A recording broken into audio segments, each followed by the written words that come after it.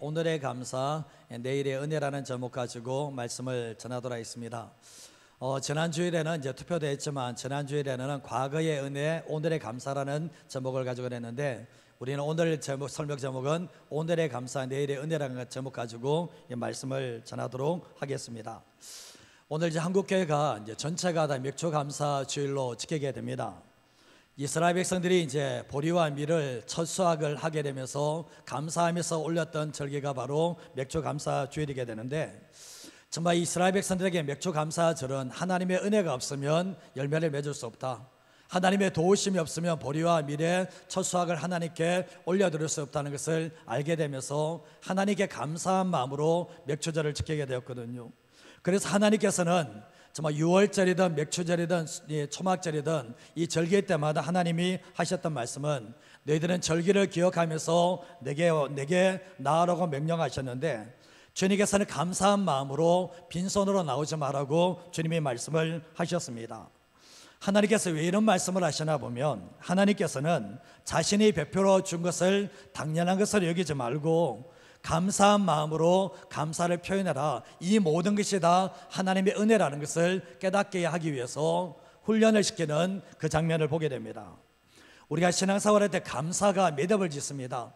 감사가 매듭을 짓는 게 뭐냐 보면 하나님이 해주신 것에서 감사함으로 매듭을 짓고 또다시 출발하게 되지만, 감사함으로 매듭을 짓지 못하면 결국은 뭐냐 보면 우리의 삶 속에 뭔가 끝맺음을 하지 못하는 그러한 인생을 살게 됩니다. 우리가 감사하게 되면 하나님도 기쁘시고 우리들도 기뻐요. 그러나 우리가 보면 잘 아시다시피 감사는 저절로 되는 것이 아니라 훈련으로 되어지게 되는데, 지난 6개월 생각해 보면 하나님의 은혜로 왔습니다. 우리의 생명이 여전히 존재하고 있고, 지난 6개월 생각해 보면 힘들고 어려운 상황 가운데서 하나님의 은혜로 왔다면 우리가 이 감사로 매듭하고 또 남은 6개월 동안 하나님께 맡겨드림으로 말미암아 은혜로 인도하시는 하나님의 놀라운 역사가 일어나기를 간절히 소원합니다. 제가 이제 신학대학원을 다닐 때 이제 신약을 가르쳤던 교수님이 계셨습니다. 그분이 이제 부산대 출신이고 부산 출신인 것 같아요. 근데 지금은 은퇴를 하셨는데 그 교수님은 참 독특하셨습니다.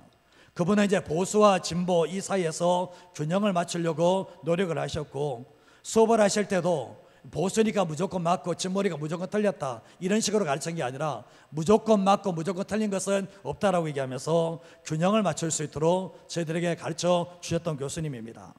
근데 그분은 이제 수업을 하시면 항상 자신이 읽었던 책을 가지고 우리 학생들에게 가르치십니다. 그러고 난 뒤에 자신이 깨달은 말씀을 가르쳐 주시면서 이 책은 꼭 한 번씩 읽어봤으면 좋겠다 이런 말씀을 하셨거든요.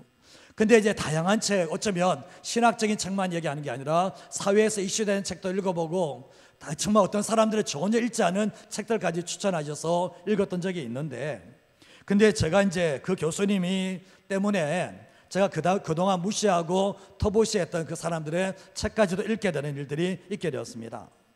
여러분 혹시 얼굴 없는 노동자 시인 아시죠? 얼굴 없는 노동자 시인에 대해서 1부 때는 전혀 모르시던데 2부 때는 아시죠, 그죠? 이 박노해 씨라고 아시죠, 그죠? 박노해 씨가 노동운동가인데 우리가 어쩌면 보수층에 계신 분들은 이분에 대해서 별로 좋아하지 않을 겁니다. 저도 그 당시 때 노동운동 이야기는 별로 좋아하지 않고 지금도 별로 이렇게 좋아하는 건 아닙니다. 근데 그 당시 때 이제 이 교수님이 수업 시간에 이 박노해 씨에 대해서 얘기를 하면서 오늘은 다르게라는 책을 이야기하시면서 이 책을 꼭 한번 읽어봤으면 좋겠다고 얘기하시더라고요. 근데 제가 그 책을 사서 읽었습니다. 처음에 그 사람에 대한 편견을 가져서 그 사람 책을 거의 다 안 읽었는데, 책을 읽으면서 깨달았던 게 뭐냐 보면 이 사람의 사상의 깊이가 상당하다는 것을 깨닫게 되었습니다. 그러면서 제가 그 오늘의 다르게 책에 보면 어떤 내용이 있나 보면, 세상의 모든 것은 어제 그대로인데 오늘은 그 모든 것이 다르게 보인다. 꽃도 같은 꽃이 아니다. 사람도 같은 사람이 아니다. 세계의 끝 간대까지 한 바퀴 돌아온 자리, 무너질 것 무너지고 깨어질 것 깨어져 처음처럼 허로이 일어서는 사람, 다시 처음이다. 오늘 또 시작하겠습니다. 오늘은 다르게 하겠습니다. 어제 함께 했던 사람들을 오늘은 새롭게 대하고 어제 했던 교회를 오늘은 다르게 하겠습니다. 다시 새벽에 길을 떠납니다. 이런 내용들이 있거든요. 근데 이 책을 읽으면서 깨달았던 게 뭐냐 보면, 이분이 감옥에 들어가면서 감옥에서 책을 얼마나 많이 읽었는지 한 구루마 책 읽을 정도로 그만큼 읽어내면서, 근데 여기에서 새로운 깨달음이 있어서 오늘은 다르게, 어제 봤던 사람이 오늘 새롭게 보여주고, 어제 갔던 길이 또 새롭게 다가져서 새롭게 오늘은 다르게 살겠다는 이 책의 내용인데, 저는 이 책을 보면서 그런 생각을 하게 되었습니다. 비록 이 사람이 예수 믿는 사람은 아니지만 깨달았던 게 뭐냐 보면, 내가 어제의 삶을 반복하고 있는 한, 오늘에게 다르게 살지 않는 한 새로운 미래는 다가오지 않는다는 것을 깨닫는 시간들을 가지게 되었습니다. 우리가 잘 아시다시피 과거가 모여서 오늘이 됩니다. 그리고 오늘이 모여서 내일이 됩니다. 오늘의 내 모습은 지난 내 과거의 작품이 바로 오늘의 내 모습이거든요. 그리고 또한 우리가 오늘이라는 시간들을 어떻게 보내는가에 따라서 우리에게 새로운 미래가 펼쳐진다는 것을 기억하셔야 되는데, 근데 예수 믿는 사람에게는 어제든 오늘이든 내일이든 상관없이 최대의 변수가 있는데 바로 하나님이십니다. 우리가 하나님 앞에서 어떤 모습으로 설 것인가, 우리가 하나님 앞에서 변화되고 성숙된 모습으로 산다면 새로운 미래가 펼쳐지겠지만, 내가 하나님 앞에서 정말 변화되고 성숙된 삶을 살아가지 않는 한 내 삶의 새로운 미래는 펼쳐지지 않는다는 것을 기억하셔야 됩니다. 성경 말씀에 보면 성경 인물 가운데 요셉이라는 인물이 등장을 하고 있잖아요. 요셉이 아버지 집에 있다가 형들의 시기로 통해서 애굽의 노예로 팔려지는 일들이 있게 되었습니다. 한마디로 인생이 끝난 겁니다. 이제 정말 아버지의 아들에서 노예의 신분으로 떨어졌다는 것은 인생 더 이상 이제 절망적인 순간밖에 없다라고 생각할 수 있는데, 이 애굽에 갔을 때 아무도 아는 사람이 없습니다. 그리고 부모는 자신이 죽은 줄을 알고 있습니다. 근데 그 상황 안에서 자기 홀로 살아가야 되는데 거기에 살아남게 됩니다. 근데 어떻게 살아남느냐 보면, 아무도 도와주지 않고 아무 사람도 의지할 수 없는 상황 가운데서 하나님이 찾아오십니다. 하나님이 찾아오시면서 하나님만 의지하는 존재가 되는데, 지난 과거의 삶을 다 잊어버리고 오늘이라는 시간 속에서 새롭게 변화하며 다른 자신의 존재를 만들어냈을 때 하나님께 새로운 미래를 만들어주시는 하나님의 역사가 있게 되었던 거예요. 어쩌면 이 노예 생활하며 죄 생활했던 것이 13년의 세월입니다. 13년의 세월 속에서 철저하게 오늘은 다르게, 어제와 다르게 자기의 영혼을 변화시켜 나가며 자기의 삶을 다르게 만들어냈을 때 그건 뭡니까? 하나님께서 애굽의 총리로 뛰어오르게 하시는 하나님의 역사가 있게 되었던 겁니다. 어쩌면 이전에는 정말 아버지밖에 모르고 정말 형들은 무시하는 삶을 살았지만, 정말 가장 밑바닥 속에서 하나님 앞에 정직하고 겸손하고 성실하게 삶을 살았을 때 그의 인생 자체가 하나님께서 빛나게 하시는 새로운 미래를 주셨다는 것을 알게 됩니다. 우리의 삶을 살아갈 때 출생은 운명이지만 미래는 가능성이에요. 우리의 출생을 바꿀 수 있는 사람은 없습니다. 그러나 우리의 미래는 뭡니까? 얼마든지 하나님과 함께 가능성이 있는 존재가 될 수 있다는 것을 잊지 마셔야 되는데, 우리가 이스라엘 백성들의 모습이 우리에게 본보기가 될 때가 참 많이 있습니다.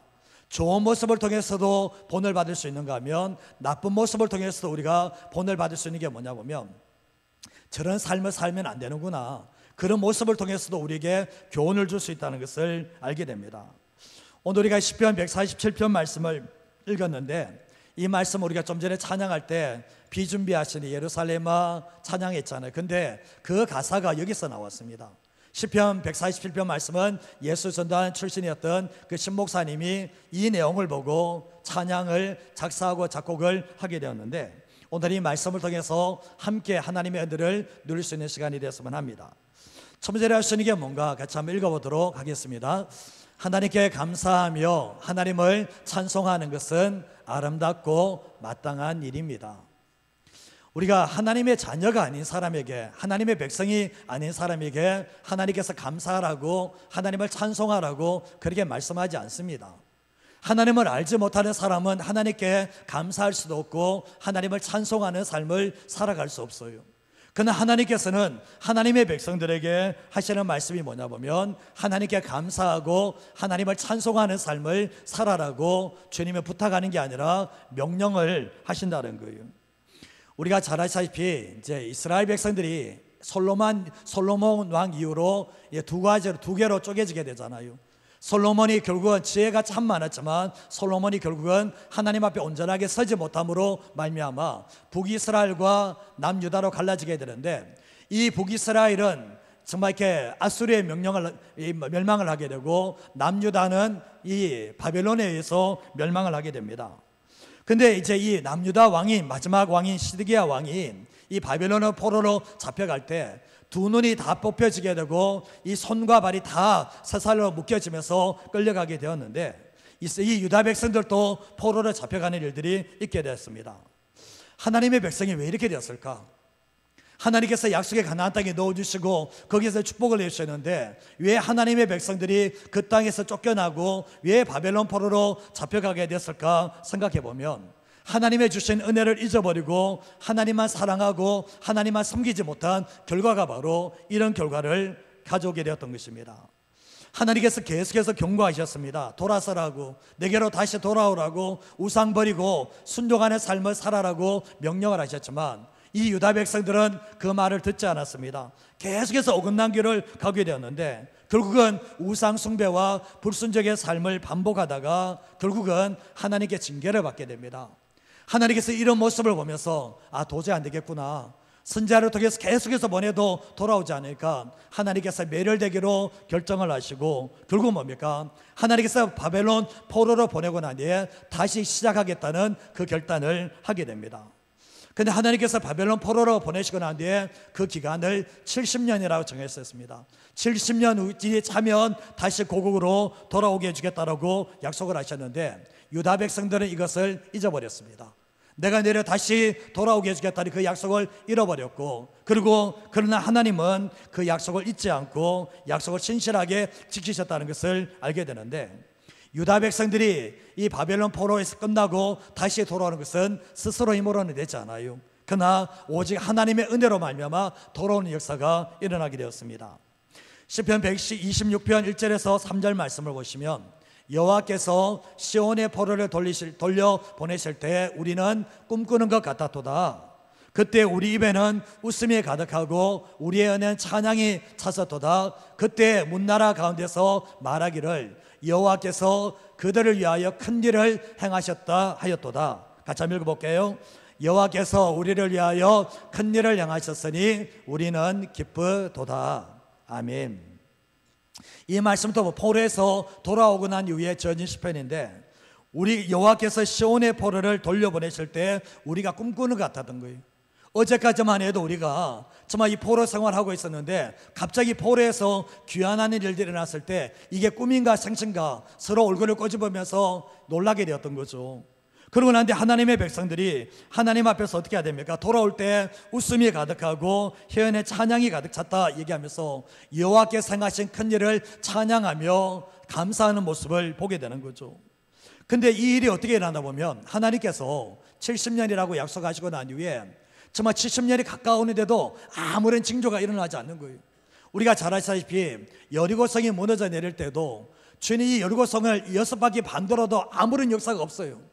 정말 어쩌면 여리고성을 7바퀴 다 돌고 난 뒤에, 그때까지도 역사가 없었지만 다 돌고 난 뒤에 소리를 외쳤을 때 여리고성이 무너졌던 것처럼 70년이 가까워 가는데도 불구하고 아무런 조짐이 일어나지 않는데 어느 날 갑자기 바사왕 고레스가 내가 다시 돌아가라고 명령하는 일들이 일어나게 되었던 거죠.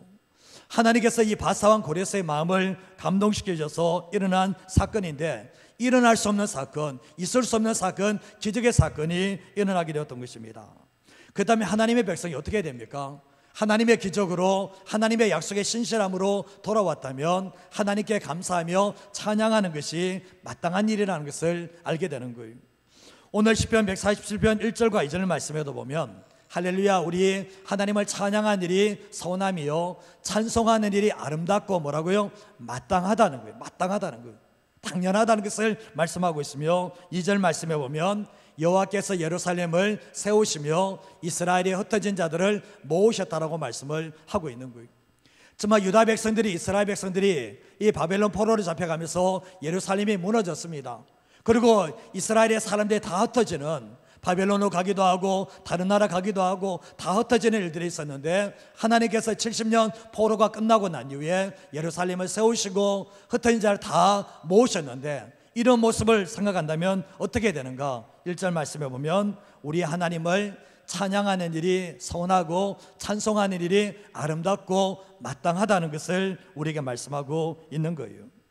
우리가 감사와 찬양은 좀 다른 거 아시죠? 감사는 하나님께서 우리에게 베푸신 일에 대해서 감사하는 것이고, 찬양은 뭡니까? 하나님 되심을 인정하고 하나님의 존재를 높여드리는 것을 찬양이라고 하게 되는데, 여기에서는 뭐랍니까? 우리 하나님께 감사한 일이 선한 게 아니라, 감사한 일이 아름답고 마땅한 것이 아니라 하나님을 찬양하고 찬송하는 일이 아름답고 마땅하다라고 말씀을 하고 있는 거예요. 이사야 43장 6절과 7절 말씀에도 보면 내가 북쪽에게 이르기를 내놓으라, 남쪽에게 이르기를 가둬두지 말라, 내 아들들을 먼 곳에서 이끌며 내 딸들을 땅끝에서 오게 하며 내 이름으로 불려지는 모든 자 곧 내가 내 영광을 위하여 창조한 자를 오게 하라, 그를 내가 지었고 그를 내가 만들었다라고 말씀을 합니다. 주님께서 보면 포로로 잡혀가 있는데 남쪽에서 북쪽에서 주님이 다 불러 모십니다. 땅끝에서도 오게 하라고 말씀을 하시는데, 그러면서 내 이름으로 불려지는 모든 자들을 다 오게 하라고 말씀하시며 내가 그들을 지었다라고 말씀을 하고 계십니다. 근데 18절에서 21절 말씀에도 보면 너희는 이전 일을 기억하지 말며 옛날 일을 생각하지 말라는 거예요. 그러면서 이제 내가 보라 새 일을 행할 것인데 나타낼 것이다 라고 말씀을 하시면서 내가 광야의 길을 사막의 강을 내겠다라고 말씀을 하시면서 뒤에 보면 내가 내 백성 내가 택한 자에게 마시게 할 거라고 얘기하면서 뒤에 말씀 21절 말씀에 보면 이 백성은 내가 나를 위하여 지었나니 나를 찬송하게 하려 함이니라 라고 말씀을 하고 계십니다. 하나님께서 유다 백성들, 이스라엘 백성들을 돌아오게 한 목적이 뭐냐? 돌아오게 하신 목적이 뭐냐? 새해를 하게 하신 이유가 뭐냐? 하나님을 찬송하기 위해서, 하나님을 찬양하게 하기 위해서 돌아오게 하셨다는 것을 말씀을 통해서 보게 되는 거예요. 하나님의 백성들은 하나님께 감사하는 게 당연하고, 하나님의 백성들은 하나님을 찬송하는 것이 당연하다는 것을 우리에게 말씀하고 계시는데, 우리가 어쩌면 지난 6개월 삶을 되돌아보면 하나님께서 우리에게 베풀어 주신 것들이 있을 거예요. 그 베풀어 주신 것에 대해서 감사하는 것을 잊어버리지 마시고, 이 감사를 뛰어넘어서 우리 하나님께서 베푸신 것을 안다면 하나님의 하나님 되심을 인정하며 하나님의 이름을 높여드릴 수 있는 찬양하는 삶을 살아갈 수 있는 하나님의 백성 되시기를 간절히 소원합니다. 그래서 하나님께서는 감사함으로 찬양함으로 자신에게 나오는 사람들을 기뻐하신다는 것을 잊어버리지 마시고 살아가시기를 주님의 이름으로 축복합니다. 두 번째로 하시는 게 뭔가 같이 한번 읽어보겠습니다. 하나님은 은혜를 다시 베푸셔서 회복시키시고 복을 내리십니다. 아멘. 하나님의 자녀에게는 징계는 있어도 정죄는 없습니다. 하나님께서 자녀들이 잘못된 길을 가는데 징계가 없다. 징계가 없다면 성경에서는 사생자라고 얘기하고 있거든요. 징계가 없으면 사생자라고 말씀하고 있는데 지금 이스라엘 백성들이 잘못된 길을 가고 있습니다. 우상 숭배하고 불순종하는데 가만히 내둘 부모가 없는 것처럼 하나님께서도 그들의 아버지시기 때문에 이스라엘 백성들이 잘못된 길을 가고 우상 숭배했을 때 징계를 하시게 되는데, 그 징계가 바로 바벨론 포로로 70년 잡혀가는 것이었습니다. 징계는 사랑의 또 다른 표현이라고 말씀하고 있는데, 여러분 남의 자녀를 징계할 수는 없잖아요. 그러나 자기의 자녀 같으면 잘못된 길을 가면 매를대서라도, 처음에는 교훈하다가 책망하다가 매를대서라도 돌아오게 만드는 것이 부모의 책임이잖아요. 하나님도 마찬가지였습니다. 하나님께서는 이스라엘 백성들이 잊혀진 존재가 되는 것보다는 차라리 징계를 통해서 돌아오게 만드셨는데, 이 징계가 다 끝났을 때 다시 회복시키시고 복을 주시는 분이 바로 하나님이시라는 것을 알게 돼요. 이사야 49장 14절에서 15절 말씀을 한번 읽어볼까요? 오직 시온이 이르기를 나를 잊으셨다 하였거니와 여인이 어찌 그 젖먹는 자식을 잊겠으며 자기 태에서 난 아들을 긍휼히 여기지 않겠느냐? 그들은 혹시 잊을지라도 나는 너를 잊지 아니할 것이라. 아멘. 이게 이스라엘 백성들이 결국 바벨론 포로로 잡혀갔을 때 했던 말이 뭡니까? 여호와께서 나를 버리시며 주께서 나를 잊으셨다라고 했습니다. 그때 하나님께서 이사야 선지자를 통해서 하시는 말씀이 뭡니까? 여인이 어찌 그 젖먹는 아기를 잊겠냐는 거예요. 그리고 자기 태에서 난 아들을 긍휼히 여기지 않겠냐 얘기하면서 혹여나 어머니가 그 자식을 잊으며 긍휼히 여기지 않는다 할지라도 나는 너를 잊지 않고 너에게 긍휼을 베푸시겠다라고 말씀을 하고 계시는 거예요. 하나님은 그렇습니다. 하나님은 자기 자녀, 자기 백성을 잊지 않으십니다. 그리고 버리지 않으십니다. 우리도 마찬가지지 않습니까? 우리가 누굽니까? 하나님의 아들을 죽여서 우리를 구원해냈습니다. 우리가 하나님의 자녀가 되게 하셨습니다. 우리가 구원받았지만 여전히 잘못된 길을 갈 수 있는 소지가 있거든요. 그러나 그때마다 하나님 어떻게 하십니까? 내가 너를 징계는 해도 정죄는 뭡니까? 버려버리는 거거든요. 징계는 해도 정말 이렇게 정죄는 하지 않는다는 것을 말씀하고 계십니다. 하나님께서는 어떻게 합니까? 우리가 다시 돌아왔을 때 다시 회복해 하시고 다시 복을 주시는 분이 바로 하나님이시라는 것을 말씀하고 계십니다. 누가복음 15장 21절에서 24절 말씀에도 보면 이제 둘째 아들이 아버지 유산을 받고 먼 나라로 가게 되었잖아요. 근데 거기에서 어떤 일이 일어났습니까? 정말 허랑방탕하게 재산 다 잃어버리고 이제 대주 우리에서 쥐엄 열매를 먹고 있었거든요. 거기 있다 보니까 이렇게 살아서는 안 되겠다 생각하면서 아버지와 아버지를 떠오르게 되는데 이 아들이 이제 아버지께 돌아옵니다. 돌아와서 뭐라고 합니까? 아버지 내가 하늘과 아버지께 죄를 지었사오니 지금부터는 아버지의 아들이라 일컬음을 받지 못하겠습니다 얘기했을 때 22절 말씀에 오면 아버지가 어떻게 합니까? 종들에게 제일 좋은 옷을 내어다가 입히고 손에 가락지를 끼우고 발에 신을 신겨줘라. 그리고 살찐 송아지를 끌어다가 잡아라. 우리가 먹고 잔치를 벌이자고 얘기하고 있죠. 그러면서 이 아들은 죽었다가 다시 살아났으며 내가 잃었다가 다시 얻었기 때문에 즐거워하자라고 말씀하는 모습을 보게 됩니다. 뭐가 예쁘다고? 아버지가 죽지도 않았는데 아버지 유산 받아서 허랑방탕해서 다 써버리고 빈털털이 되고 완전히 거지대가 돌아왔습니다. 근데 아버지가 어떻게 하고 있습니까? 아버지가 입을 맞추고 제일 좋은 옷을 입히고 손에 가락지를 끼우고 잔치를 벌이자라고 말씀을 하고 계시는데 꼭 이렇게까지 할 필요가 있냐는 거예요. 근데 가만히 되돌아보면 아버지가 처음 왔을 때 내가 너에게 준 유산을 어떻게 했냐 물을 수 있는 거잖아요. 근데 주님은 아버지는 뭡니까? 한 번도 묻지 않고 결국 뭡니까? 아들이 돌아온 것만으로 감사하며 모든 신분을 다 회복시켜주고 다시 그 자리를 찾게 하시는 분이 바로 하늘에 계신 아버지라는 것을 오늘 이 말씀을 통해서 보게 됩니다.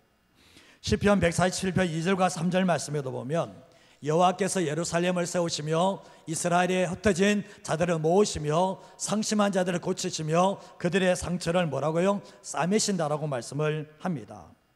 하나님께서 이 남유다 백성들이 바벨론 포로로 가서 돌아왔지만 하나님께서 예루살렘을 세우시고 흩어진 자를 모으셨지만 그들 안에 뭐가 있습니까? 상심된 마음이 있고 그들의 상처가 그들에 있었는데 하나님은 뭡니까? 상심된 마음을 고치시고 그들의 상처를 싸매셨던 분이 바로 하나님이셨다는 것을 알게 돼요. 제가 오늘 이번에 특별 새벽 기도하면서 제가 교육전도사 시대에 대해서 좀 말씀을 드린 적이 있죠. 제가 서울에 공릉에 있는 육사 근처, 서울예대 근처에 있는 그곳에서 교육전도사 첫 사역을 시작을 하게 되었거든요. 거기서 첫 사역을 시작했는데 이 목사님께서 총신대를 졸업하시고 외국에서 유학하시고 돌아오셨어요. 근데 유학 때 일에 대해서 이 유튜브에 보니까 이 간증을 해놨더라고요. 근데 이분이 유학을 갔는데 주님을 인격적으로 만난 분이 아니에요. 총신대 신대원 졸업한 신학교 졸업하고 대학원 졸업하고 유학까지 갔는데 예수님을 만난 분이 아니에요. 예수님을 만난 분이 아니다 보니까 뭡니까? 그 안에 야망을 가지고 있는 거예요. 내가 이 목회 통해서 성공해야 되겠다. 아버지는 법조인인데 법의 길 가기를 원했는데 정말 법대 떨어지고 나는데 총신대를 간 거거든요. 근데 거기에 유학 가서 이 아내가 보니까 이 남편이 예수님을 안 만난 거예요. 신학대학원까지 다 나왔는데 지금. 근데 이제 가족끼리 이렇게 있다가 보니까 싸우면서 이혼할 위기에 있었을 때 이 목사님께서 와이프한테 우리 가정예배 드리자 하면서 가정예배를 드리게 됐는데 기도하는데 남편이 하나님이라고만 아버지라고 이름 못 부르는 거예요. 아버지라고 이름 못 부르는 거예요. 하나님 얘기했을 때 정말 사모님께서 하셨던 말씀이 오죽했으면 하나님이라고 하지 말고 아버지라고 좀 불러보라고, 하나님 아버지라고 좀 불러보라고 얘기를 하게 되었던 거예요. 정말 이 사모님은 초등학교 4학년 때 주님 만나고 성령 체험해서 성령의 불도 경험해서 기도하면서 이렇게 나가는데 남편이 봤을 때 하나님을 아버지로 모지 못하는 인격적인 주님과의 만남이 없을 때, 이렇게 했을 때 이 목사님께서 유튜브에 보니까 얼마나 쪽팔렸던지 하는 말 자체가, 이제 자존심 상해서 이제 하나님 아버지라고 불렀을 때 정말 이 유학시절에 얼마나 상처를 많았고 얼마나 힘들었던지 눈물이 왈칵 쏟아지는 일들이 있었다라고 얘기를 하더라고요. 저는 이 얘기를 들으면서 깨닫는 게 뭐냐 보면, 정말 주님을 교회 다니면서도 주님을 만나지 못한 사람이 의외로 적지 않고 여전히 상한 심령 가지고 상처를 가지고 살아가는 사람들이 적지 않다라는 것들을 생각해 보게 되었습니다. 그 목사님은 솔직한 거예요. 사실은 내가 유학 가서도 신대원 졸업해서도 내가 주님을 만나지 못했다 솔직하게 말하는 그 진실함이 그 목사님에게 있게 되었거든요. 우리가 삶을 살아갈 때 그렇습니다. 우리는 상심된 마음을 가질 수 있고 상처를 받을 수가 있는데, 주님은 어떤 분이십니까? 우리가 상심된 마음을 고치시고 상처를 싸매시는 분이 바로 주님이시라는 것을 말씀합니다. 그래서 시편 147편 5절 말씀에 보면 우리 주는 위대하시며 능력이 많으시며 그의 지혜가 뭐죠? 무궁하시다라고 말씀을 하고 계십니다. 그래서 7절에서 9절 말씀에 보면 감사함으로 여호와께 노래하며 수금으로 하나님께 찬양할지어다. 그가 구름으로 하늘을 덮으시며 땅을 위하여 비를 준비하시며 산에 풀이 자라게 하시며 들짐승과 우는 까마귀 새끼에게 뭘 주십니까? 먹을 것을 주신다라고 말씀을 합니다. 여호와께 감사하고 찬양하라고 말씀하는데, 정말 구름으로 하늘을 덮으시며 땅을 위하여 비를 내리신다. 성경 말씀에 보면 하나님의 백성들이 징계를 받을 때, 심판을 당할 때 특징이 있습니다. 하늘이 노치되고 땅이 철이 된다 얘기합니다. 하늘이 노치되고 땅이 철이 된다, 이런 비가 안 내린다는 거예요. 비가 안 내려부터 해서 열매를 맺지 못하는 게 뭡니까? 하나님의 징계의 방법이었는데, 오늘 말씀에 뭡니까? 하나님께서 구름으로 하늘을 덮으시고 땅을 위해서 비를 내리신다는 게 뭡니까? 다시 하나님께서는 회복시키시고 다시 축복을 하시겠다는 그 말씀을 하고 계시다는 거예요. 우리가 삶을 살아갈 때도 마찬가지입니다. 우리가 하나님께 돌아가면, 우리가 다시 하나님만 섬기기로 결정하고 다시 돌아가면 하나님께서 우리를 회복시키시고 다시 복을 내리시는 하나님의 역사가 일어난다는 것을 말씀합니다. 신명기 28장 12절 말씀 또 보시면 같이 한번 읽어볼까요? 여호와께서 너를 위하여 하늘의 아름다운 보고를 여시사 내 땅에 때를 따라 비를 내리시고 내 손으로 하는 모든 일에 복을 주시리니 내가 많은 민족에게 꾸어질지라도 너는 꾸지 아니할 것이요. 여기 말씀하고 있죠. 하나님께서 순종하면 복을 주시겠다, 불순종하면 저주하시겠다가 이게 신명기 28장이거든요. 그러나 복의 내용보다는 저주의 내용이 3배나 더 많습니다. 사실은 거기에서는. 근데 여기서 보면 여호와께서 너를 위하여 하늘의 아름다운 보호물 창고를 여시겠다라고 말씀하는데, 내 땅에 때를 따라 뭘 내리십니까? 비를 내리신다고 말씀하는 거예요. 이스라엘 백성들은 비가 없으면 농작물을 지을 수 없고 새벽에 이슬이 내지 않으면 곡식이 열매를 맺지 못하는데, 이게 바로 하나님의 축복의 상징이라는 것을 우리에게 말씀하고 계시다는 거예요. 우리의 삶을 살아갈 때 그렇습니다. 여러분, 하나님을 떠났을 때 어떤 모습입니까? 내가 하나님께 돌아가는 게 아니라 하나님을 떠났을 때 모습이 어떻습니까? 내 심령이 엉망이 됩니다. 내 마음이 상심되게 되고 내가 정말 상처가 너무나 많이 쌓이게 되죠. 그러면 가운데서 하나님께서 계속해서 돌아오라고 말씀하잖아요. 계속해서 내게 돌아오라 했을 때 주님의 말씀에 순종해서 돌아갔을 때 어떻습니까? 내 상처를 싸매주시고 내 심령을 복되게 하시고 다시 신앙이 회복되어짐과 동시에 하나님께서 우리의 삶을 축복하시는 것들을 경험하게 된다는 것입니다. 주님 떠나면 다 잃어버리는 거예요. 둘째 아들이 아버지를 떠났을 때 모든 것을 다 잃어버린 것처럼 하나님의 백성들은 하나님을 떠나면 심령에서부터 증거가 옵니다. 그리고 우리의 삶 속에서, 죄송한 표현이지만 우리가 내가 주님을 떠났는데 잘 된다 생각해 보셔야 됩니다. 그게 뭘 의미하는 건지 두 가지 중에 하나겠죠. 내가 주님을 믿는다고 했지만 나는 주님을 믿는 사람이 아니었다, 첫 번째. 두 번째가 뭡니까? 주님은 네 멋대로 한번 살아보라는 거예요. 네 멋대로 한번 살아봐라. 내가 관여 안 할게, 이거거든요. 그러나 주님은 뭡니까? 이런 상황 가운데 다시 돌아올 때 어떻습니까? 우리의 심령에 하나님이 좌정해 계심으로 말미암아 심령의 복이 임하게 되고 우리의 삶 속에서도 하나님이 함께 하시는 증거가 있다는 것을 우리에게 말씀하십니다. 우리의 삶을 살아갈 때 잊지 마셔야 할 것은, 하나님을 믿는 사람들은 하나님을 놓치지 말고 끝까지 하나님 붙잡고 삶을 살아갈 때 우리의 신앙의 회복과 우리의 삶의 회복이 있다는 것을 기억하시면서 살아가시기를 주님의 이름으로 축복합니다. 자, 마지막 한 가지만 더 말씀드리겠습니다. 읽어보겠습니다. 다시 겸손과 경외함으로 살아갈 때 하나님께서 붙드시고 기뻐하십니다. 우리가 사람들도 보면 내가 좋아하는 사람이 있고 내가 싫어하는 사람이 있잖아요. 그렇지 않습니까? 삶을 살아갈 때 모든 사람을 다 좋아하면 좋겠지만 그게 아니라 내 기준에서 봐서 좋아하는 사람과 싫어하는 사람이 있을 수 있는 것처럼 하나님께서도 마찬가지입니다. 하나님께서 좋아하는 사람이 있는가 하면 하나님이 싫어하는 사람들도 있습니다. 우리가 이걸 알아야 되는데, 그래서 우리는 하나님이 원하시는, 하나님이 기뻐하시는 삶을 살아가려고 노력하셔야 되는데, 우리가 신앙생활할 때 넘어지는 것도 은혜가 됩니다. 우리가 신앙생활할 때 올곧게 끝까지 잘 가면 너무 좋겠지만 대부분의 사람들이 그렇게 못 살거든요. 때때로 보면 넘어지면서 많은 것들을 깨닫게 하시는 역사가 있는데, 신앙생활에서 가장 중요한 두 가지를 꼽는다면 첫 번째가 겸손, 두 번째가 경외입니다. 이 두 가지, 겸손과 경외, 이 두 가지는 하나님의 백성들이 하나님의 복을 받는 것도 그렇지만 하나님께서 인정하시는 신앙이 되기 위해서도 겸손과 경외는 필수적인 요소라는 것을 알게 되는데, 이스라엘 백성들이 무너져 내릴 때 특징이 겸손한 게 아니라 교만하게 되고 경외하는 것이 아니라 경외를 놓쳐버립니다. 그래서 문제가 터진다는 것을 알게 되는데, 성경 말씀에도 보면 하나님께서는 겸손한 자에게 은혜를 주세요. 교만한 사람에게 은혜를 주는 게 아니라는 겁니다. 오늘 시편 147편 6절 말씀에도 보면 여호와께서 겸손한 자들을 어떻게 하십니까? 붙드신다 합니다. 여호와께서 겸손한 자를 붙드시고 악인들을 어떻게 합니까? 땅에 엎드려뜨린다는 거죠. 정말 겸손한 사람들 힘들고 어려운 상황 가운데 주님이 붙들어주지만 악인들을 주님은 그렇게 붙드는 게 아니라 엎드려뜨리도록 만든다는 것을 말씀하고 있는 거잖아요. 성경 말씀에도 보면 하나님은 징계를 통해서 하나님의 백성들이 더 겸손해지기를 원하세요. 우리가 처음에 보면 예수님을 믿고 난 뒤에도 교만될 때가 참 많이 있거든요. 근데 우리의 삶의 시련을 통해서 하나님은 뭡니까? 우리가 교만하지 않고 겸손하기를 원하시는데, 결국 뭡니까? 겸손하면 큰 은혜를 베푸시고 하나님이 높여주시는 역사가 있게 되지만, 교만하면 어떻게 됩니까? 패망의 선봉이 되고, 교만하면 하나님을 대적하는 자가 되어서 결국 뭡니까? 어려움을 당한다는 것을 알게 돼요. 신앙생활할 때 우리가 하나님 앞에 겸손한 자가 되면 또한 사람들 앞에서도 겸손한 사람으로 서나가게 됩니다.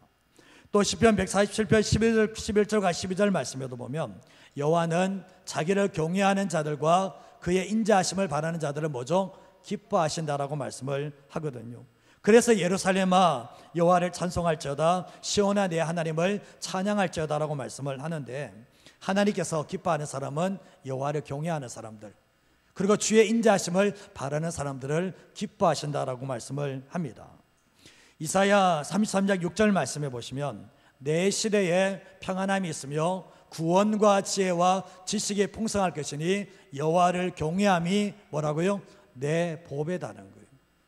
내가 여호와를 경외하는 사람입니까? 내 자신이 보배예요. 내 존재가 보배가 된다는 거예요. 근데 우리가 이 경외라는 단어를 얘기할 때 두려움이라는 단어를 쓰지만 엄연한 의미 속에서 두려움만, 하나님만 두려워한다는 단어가 경외 속에 담긴 것은 아니에요. 제가 봤을 때, 성경에 봤을 때 경외라는 단어를 쓸 때 저는 이런 단어를 쓰는데, 친밀한 두려움, 친밀한 두려움, 이 두 가지가 함께 가는 게 경외거든요. 우리가 가만히 생각해 보면 부모님과 어떻습니까? 부모님이 친밀하죠. 그러나 부모님과 우리가 똑같은 존재는 아니잖아요. 부모님을 두려워할 줄도 알아야 되잖아요.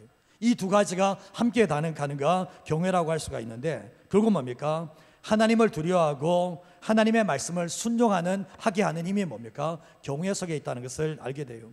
예레미야 2장 19절 말씀에 보면 내 악이 너를 징계하겠고 내 반역이 너를 책망할 것이라. 그런즉 내 하나님 여호와를 버림과 내 속에 나를 경외함이 없는 것이 뭐요?